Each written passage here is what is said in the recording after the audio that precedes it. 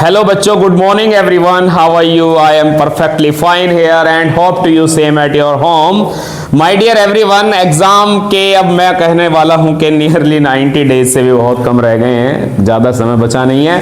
तो ये जो आपके लिए मैं आज वीडियो लेकर आया हूं, एक चैप्टर है 10th स्टैंडर्ड में केमिस्ट्री का, जिसको हम मेटल्स और नॉन मेटल्स के नाम से जानते हैं। ओके प्यारे बच्चों, तो मैं पहले आपको कुछ मेटल्स से आपका मैं परिचय करवाने वाला हूं, लेकिन उससे पहले मैं ये कहना चाहता हूं कि जो भी हमारे वन शॉट आ रहे हैं छोटे छोटे से, आप इनको हर हाल में, बिल्कुल हर हाल में याद कीजिएगा एक एक क्वेश्चन को, जो भी टॉपिक मैं आपको बता रहा हूं, क्योंकि वो टॉपिक आ रहे हैं जो एग्जाम में आपके आने ही आने हैं। एग्जाम्पल के तौर पर मैं कुछ मेटल से आपको इंट्रोड्यूस कराने वाला हूं, जैसे मेटल है लिथियम, मेटल है सोडियम, और मेटल है पोटेशियम, मेटल है जिंक, और इसके अलावा भी बहुत सारी मेटल्स हैं, जैसे लाइक मेटल है आपकी मैग्नीशियम, ठीक है, और इसके अलावा मेटल है कैल्शियम। मैं वही चीजें यहाँ पर आपको शो करने वाला हूँ जो सबसे ज्यादा एग्जाम में पूछी जाती हैं। इसी तरह से थोड़ा सा मैं आपको इंट्रोड्यूस कराने वाला हूँ नॉन मेटल्स के साथ में। तो आइए नॉन मेटल्स को भी देख लेते हैं। नॉन मेटल्स हैं आपकी क्लोरीन, नॉन मेटल है ब्रोमीन, नॉन मेटल है आयोडीन, ठीक है।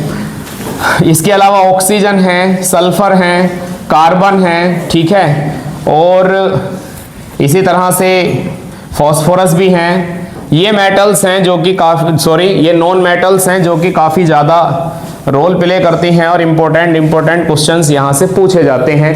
एक मेटल को मैं यहाँ लिखना भूल गया, एक क्या बहुत सारी भूल गया, क्योंकि नियरली 92 तो मेटल्स ही हैं। अब यहाँ देखें कि गोल्ड भी है, ठीक है, मरकरी भी है, ये है, और आपका सिल्वर भी है, ये सब मेटल्स ही हैं, प्लेटिनम भी हैं, ठीक है, और ना जाने कितनी सारी मेटल्स हैं। क्या मैंने यहाँ कॉपर को लिया? नहीं लिया, तो कॉपर को भी लेते हैं, कॉपर भी इंपॉर्टेंट मेटल है, ठीक है। शुरुआत कर रहे हैं, एक इंट्रोडक्शन है थोड़ा सा मेटल्स और नॉन मेटल्स के बारे में। इनसे रिलेटेड कुछ अच्छी बातें मैं आपको, कुछ अच्छी जानकारी आपके साथ शेयर करनी चाह रहा हूं। तो मेटल कॉपर है आपकी, ठीक है। इसी के अलावा ये आ ही गई हैं, आयरन भी एक मेटल है, उसको भी लेके आइए ग्राउंड में यहाँ पर। ये मेटल काफ़ी हैं। तो देखिए बच्चों, सबसे पहली चीज़ मैं आपको बता दूं, MCQ, यहाँ से 100% 1 MCQ बनना है। अब वो MCQ किस बिहाफ पर बनने वाला होगा? फॉर एग्जाम्पल, एक तो फिजिकल स्टेट से ही इनका MCQ कई बार बन जाता है। फिजिकल स्टेट किसकी कैसी है, कौन सी मेटल की फिजिकल स्टेट क्या है, किस मेटल का मेल्टिंग पॉइंट ज्यादा है या किसका कम है, इस तरह से क्वेश्चन बन जाता है। इसी तरह से यहां से क्वेश्चन बन जाता है डेंसिटी के बिहाफ पर, कि किस मेटल की डेंसिटी ज्यादा है और किस मेटल की डेंसिटी कम है, ठीक है। और कई बार आपको क्वेश्चन यहां से मिल जाएगा कि मेटल के बारे में, मतलब उसकी मैलिएबिलिटी कैसी है। मैलिएबिलिटी मतलब वो मैलिएबल है या नहीं है, हाईली मैलिएबल है या लोवेस्ट मैलिएबल है, इस तरह के सवाल आपको यहाँ पर जरूर मिलने वाले हैं। तो आइए इनके बारे में थोड़ी सी हम लोग बात करते हैं। और फिजिकल स्टेट मैंने वहां पर लिख ही दिया है। ऑकरेंस के बारे में भी कई बार सवाल आपसे पूछ लिया जाता है। तो सवाल ये है आज कि फिजिकल स्टेट में कई बार क्वेश्चन आपसे पूछा गया है कि एक ऐसे नॉन मेटल का नाम आप बताएं जो कि लिक्विड है। Write the name of a non-metal that is liquid at room temperature, that is bromine. Bromine is the non-metal that is liquid at room temperature. समझ रहे हैं आप? रूम टेम्परेचर पर ब्रोमीन एक ऐसी नॉन मेटल है जो कि लिक्विड है। बच्चे यहाँ पर बहुत ज्यादा कंफ्यूज होते हैं और आंसर अपना रॉन्ग करते हैं, ध्यान रहे। अब हम मेटल की तरफ आते हैं। आपसे सवाल किया जाएगा कि एक ऐसी मेटल का नाम बताएं जो कि लिक्विड है रूम टेम्परेचर पर। वो कौन है? वो मरकरी है। ध्यान दें आप, कौन है वो? मरकरी है।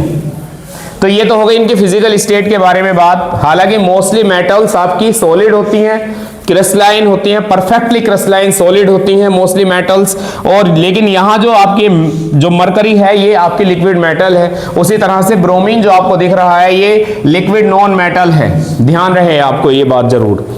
एक क्वेश्चन कई बार ऑकरेंस से पूछा जाता है।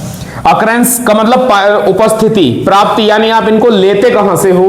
तो एक सवाल यहां पर यह बनता है, ऐसी मेटल्स का नाम बताओ जो कि फ्री स्टेट में पाया जाता है।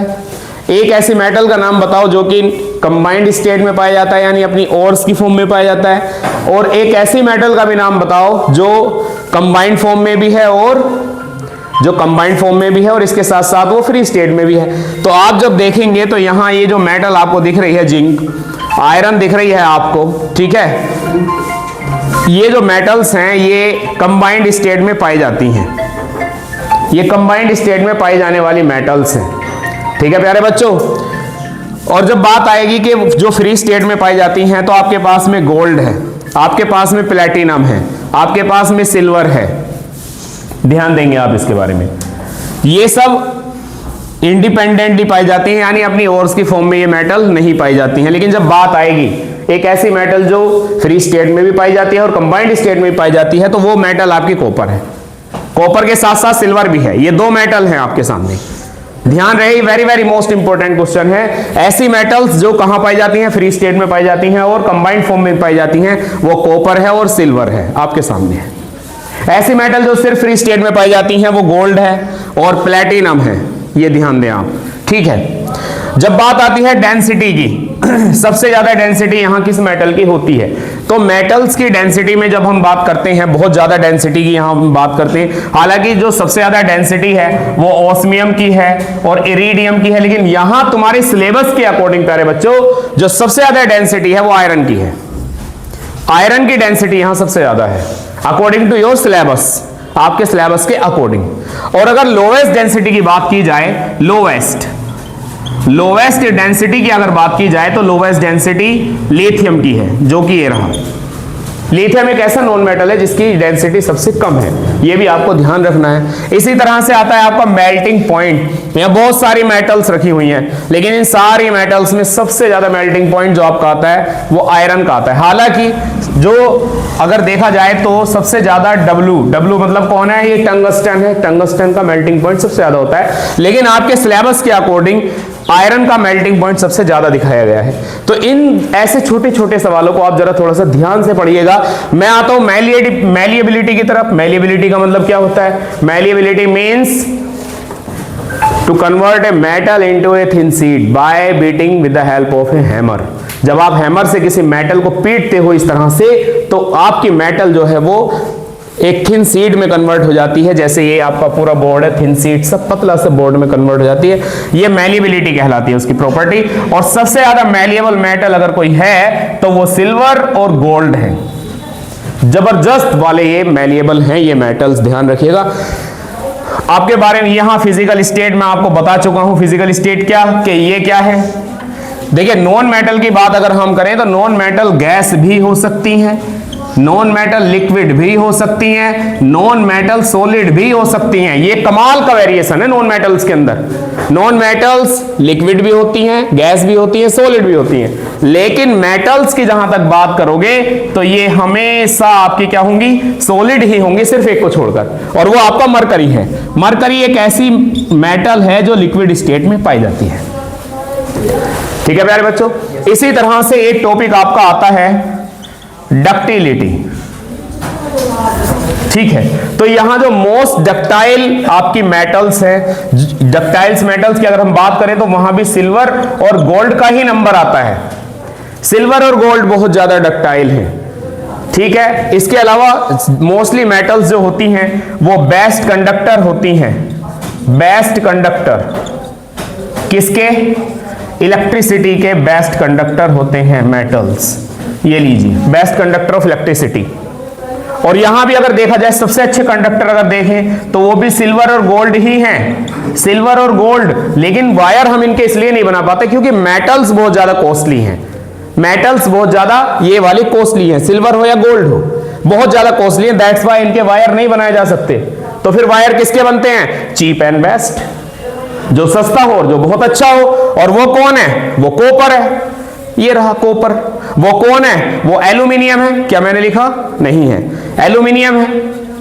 चीप एंड बेस्ट एल्यूमिनियम और कॉपर के ही वायर बनाए जाते हैं क्योंकि सस्ते भी हैं और बेस्ट कंडक्टर भी हैं। जबकि आपके गोल्ड और सिल्वर तो बेस्ट कंडक्टर हैं ही। जहां तक देखिए डक्टिलिटी के बारे में ये कहा जाता है, गोल्ड के 1 ग्राम से नियरली 1 किलोमीटर तक लेंथ का एक छोटा पतला तार खींचा जा सकता है। इतनी जबरदस्ती है डक्टिलिटी है इनकी। डक्टिलिटी का मतलब होता है to convert a metal into a wire, to convert a metal into a wire, ये कहलाती है डक्टिलिटी। कितनी सारी प्रॉपर्टीज आपके सामने है। फिजिकल स्टेट में मैंने आपको पढ़ाया क्या कि मेटल सारी सॉलिड होती हैं, लेकिन मरकरी क्या है, लिक्विड है। उधर चलिए नॉन मेटल्स गैस भी हो सकती हैं, ये लो, लिक्विड भी हो सकती हैं, ये लो, और सॉलिड भी हो सकती हैं। ये तो आगे फिजिकल स्टेट। बात आती है डेंसिटी की, तो डेंसिटी में मेटल्स की डेंसिटी के बारे में ज्यादा बात की गई है, इसलिए मैंने नॉन मेटल की डेंसिटी को इग्नोर कर दिया, डिनाइट कर दिया, इसको नहीं बताया। क्यों? क्योंकि डेंसिटी बार बार आपसे मेटल्स की पूछ रहा है एग्जामिनर। आपको कॉन्सेंट्रेट उस टॉपिक पर करना है जो आ रहा है एग्जाम में ज्यादा से ज्यादा, उसी को लेकर के ये क्लास है आपके सामने। मैलिएबिलिटी की बात करें तो मेटल, नॉन मेटल्स कभी भी मैलिएबल नहीं होती हैं, ये सब ब्रिटल होती हैं, ब्रिटल। जब इनको हैमर से पीटा जाता है तो भंगुर होकर के टूट जाती हैं, अलग को एक एक पार्टिकल में कन्वर्ट हो जाती हैं, ठीक है। इनके पास में डेफिनिट ज्योमेट्रिकल पैटर्न नहीं होता एटम, मॉलिक्यूल और आयंस का, और इनके पास में एटम, मॉलिक्यूल और आयंस का एक डेफिनिट ज्योमेट्रिकल पैटर्न होता है। इसी तरह से डेंसिटी की बात करते हैं। डेंसिटी आपने बता दी, लोवेस्ट डेंसिटी किसकी है, लिथियम की है, और हाईएस्ट डेंसिटी उसमें रेडियम के, लेकिन यहां आपके सिलेबस के हिसाब से आयरन की डेंसिटी भी बढ़िया है। उपस्थिति सबसे ज्यादा इंपॉर्टेंट है।